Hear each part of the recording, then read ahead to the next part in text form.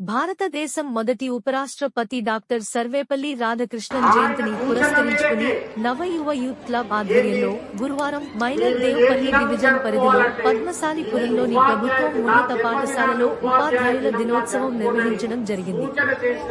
ఈ కార్యక్రమంలో ఒక్కరోజు విద్యార్థులే ఉపాధ్యాయులుగా పనిచేసి పాఠాలు బోధించారు.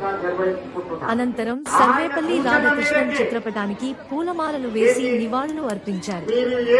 ప్రధాన ఉపాధ్యాయులకు శాలువా పూలమాలతో ఘనంగా సత్కరించారు. ఈ సందర్భంగా క్లబ్ అధ్యక్షులు ఏర్ల కుమారస్వామి, ఉపాధ్యక్షులు రమేష్ రెడ్డి మాట్లాడుతూ డాక్టర్ సర్వేపల్లి రాధాకృష్ణన్ ఉపాధ్యాయుడిగా, రాష్ట్రపతిగా దేశానికి ఎనలేని కీర్తిని తీసుకువచ్చారని కొనియాడారు. ఉపాధ్యాయుడిగా పనిచేస్తూ రాష్ట్రపతిగా ఎదిగి ఎంతో మందికి ఆదర్శంగా నిలిచారన్నారు. ఉపాధ్యాయులను స్మరించుకోవడం విద్యార్థి సర్వతోముఖాభివృద్ధికి తోడ్పడుతుందన్నారు. సహాయ కార్యదర్శి కొంపల్లి జగదీష్ మాట్లాడుతూ ఈ సమాజంలో కుల మత ప్రాంతాలకు అతీతంగా గౌరవింపబడే వృత్తి అధ్యాపక వృత్తిని అన్నారు.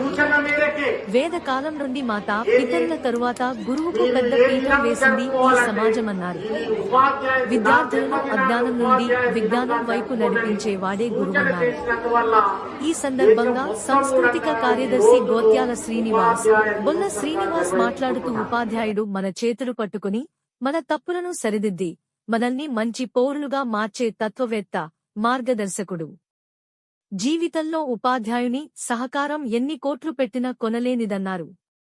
ప్రధానోపాధ్యాయుడు దశరవి మాట్లాడుతూ నవయువ యూత్ క్లబ్ సభ్యులు స్వయంగా వచ్చి ఉపాధ్యాయులను గౌరవించి సన్మానం చేయడం అభినందనీయమన్నారు.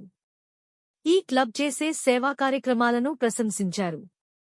ఈ కార్యక్రమంలో ఉపాధ్యాయుల పాఠశాల ఇన్ఛార్జ్ రోసా వేరునిక, కిరణ్ కుమార్ రెడ్డి, ప్రకాష్ లింగం, ప్రకాష్ గౌడ్, సదాతత్ అలీ, షబ్బీర్ అహ్మద్ పటేల్, రాజు నాయక్, శ్రీధర్, మహేష్, రాములు, శ్రీనివాస్ రెడ్డి, వంశీ విద్యార్థులు పాల్గొన్నారు.